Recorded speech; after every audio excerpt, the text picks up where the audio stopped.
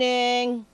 Good morning, Alvin, Doris, at sa lahat ng mga nakasubaybay. Maiksi lang po, Professor, hingi lang tayo ng layman's explanation ng salitang force majeure sa law. Kasi may ibig Correct. sabihin yun, partner, sa batas. Ano po? Ano ba ibig sabihin? No? Is that a French word, attorney? It is a Latin, Latin word, phrase, Alvin, na ang ibig sabihin ay isang event o isang pangyayari na hindi mo nahuhulaan or nakikinikinita, or kung nakikinita mo or nahuhulaan mo ay hindi mo maiiwasan. So usually yung force majeure o yung hindi mo mahulaan o maiwasan na pangyayari ay ginagamit na bilang excuse kasi meron kang isang obligasyon tulad ng sa isang kontrata na hindi mo ma-perform, no? Hindi mo magawa dahil nga dyan sa force majeure na yan. So yun ang ibig niyang sabihin. So, tama po ba si Senator Robin Hood Padilla sa pag-invoke na yung Middle East crisis? Yan. O di kaya ang El Nino ay pwedeng maituturing na force majeure? Sa konteksto na kanyang ginagamit ay mali, no, hindi tama kasi pwede mong masabi na yung mga events na yun, mga pangyayari na yun ay hindi mo nga mahulaan, or kung mahulaan mo ay hindi mo maiwasan, pero ang purpose ng force majeure ay bilang excuse na hindi mo magawa ang kailangan mong gawin. In this case, hindi naman yan nakakaapekto sa kanilang trabaho, hindi makaapekto sa kanilang pag-attend ng session for it to matter. Tulad ng paano siya gamitin sa mga obligasyon na hindi mo magagawa yung obligasyon mo dahil may force majeure. In the same case, dahil hindi siya makakaapekto, it's not relevant to their duties. Like COVID-19 and the pandemic was a force majeure kasi yun talagang nakapagpigil sa mga tao na magpunta sa kanilang mga opisina because of the health situation. So sa kasong ito, wala yung danger na yan. Opo. Sir, yung mga kontrata ba na pinasok mo, kagaya sa, ikaw may kotse ka, Alvin, nagkalindol, na-flat yung kotse mo. Force majeure ba yun? Yes.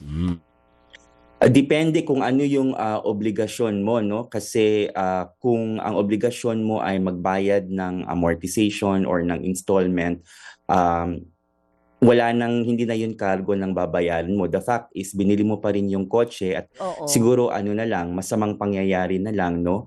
Pero kung halimbawa ang obligasyon mo ay mag-deliver ng isang produkto at hindi mo na-deliver dahil ang daan na binabaybay mo ay naapektuhan ng lindol at nagkaroon ng, for example, pagbagsak ng isang bridge. So, syempre, hindi ka makatawid, no? So, excused ka na hindi mo ma-deliver yung nasa kontrata mo. So, kailangan mo siyang tingnan sa context na kung ano ba yung obligasyon na kailangan mong gawin.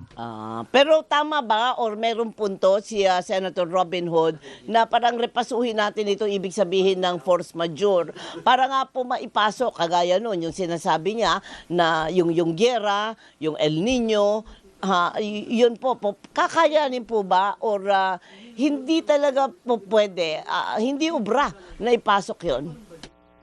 Oo, sa tingin ko hindi uubra or hindi pwede kasi bakit naman kung talagang force majeure yung mga bagay na yon, no? Bakit mga senador lang ang maaapektuhan at hindi makakapunta at bumoto? Paano naman yung buong Senado, yung staff nila at yung mga committee staff, no? So kung ang punto ay may force majeure at hindi sila makakapasok, makapag-convene ng Senate, parang weird naman, no, na senador lang ang maapektuhan ng rule na yan. And in the same case, lahat naman ng mga events na binabanggit ni Senator Padilla ay theoretically, no, nakakaapekto sa lahat ng tao sa Pilipinas. So in that case, pwede din yung gamitin na rason na hindi pumasok ang mga tao sa trabaho kasi may force majeure. So malabong-malabo siya sa akin.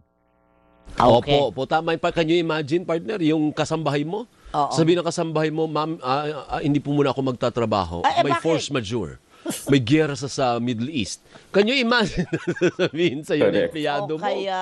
Ibig sabihin, mali po. Ang point dito is, senador ka, and yet mali-mali ang pag-cite mo ng examples ng force majeure. Yun ang point doon. Ang laki ng sweldo mo, huwag mo naman pinaglulukong taong bayan. Mali yung appreciation. interpretasyon. Hindi ho ba, attorney? Oo, tsaka Alvin, Doris, madali lang itong ikonsulta or in fact kahit nga sarili niya, i-google niya yung definition. Ang unang lalabas ay yung pinag-usapan natin. So hindi ko din maintindihan bakit ora-oradang nag-post ng ganoon. Hindi, ibig ko sabihin is, gusto mo lang kasing ipilit ang gusto ninyo na kung ano-ano na lang ang kukunin Oo. mong dahilan para mag-fit sa gusto mong naratibo. Eh, hindi naman po ganun ka hina ang understanding. Hindi ko na nga sasabihin partner yung salita. Oo, Masakit eh. oo, masakit Yung naman yung talaga. dapat na salitaan na sasabihin ko, hindi Oo. hindi ko na sasabihin. Wag na. Hindi naman po siguro ganun kahina ang pag-iisip ng ordinaryong mamamayan, hindi ba, attorney? Na alam naman natin na hindi naman yun force majeure. Hindi naman Hindi talaga naman siya pasok. hindi naman siya Oo. mapipigilan ng giyera sa Middle East kung gusto niya talagang pumasok dahil bayad siya ng taong bayan. Hindi ba, Professor? Tama. At saka, Alvin, yung konsepto na ito, kahit ganyan yung lengguwahe niya, no, yung idea ng force majeure ay babad sa ating batas at babad sa ating bayan kasi ginagamit talaga ito bilang excuse ng mga tao na hindi makapagawa ng kanilang obligasyon. So, siguro talagang nakakabahala or for me, very ridiculous na isipin na hindi maiintindihan ng mga tao kung anong tamang gamit niyan. Opo, thank you, attorney, ha. Maraming salamat. Oh, by the way, pwede bang questionin sa Korte Suprema yan? Kung sakaling ipipilit at napalitan nga yung rules, pwede bang makialam ang Korte Suprema o sabihin ng Korte Suprema, hindi, legislative yan eh. Oo. Wala kaming kinalaman dyan, patakaran ng Senado yan. Tama ka, sa general rule hindi nangingialam yung Supreme Court sa patakaran ng Senado. Pero kung maiko-connecta mo siya sa konsepto ng quorum, which is a constitutional requirement, no, at po pwedeng grave abuse of discretion yung talagang maling-maling interpretasyon ng idea na connected sa quorum, lalong-lalo na at talagang basic na konsepto ang force majeure in our law. Thank you. Maraming salamat. Mabuhay ka. Thank you for accommodating Thank you, us kahit sir. madaling araw na dyan sa Oo nga. Europa. Thank you. Assistant Professor Michael Tew Jr. Thank you, sir.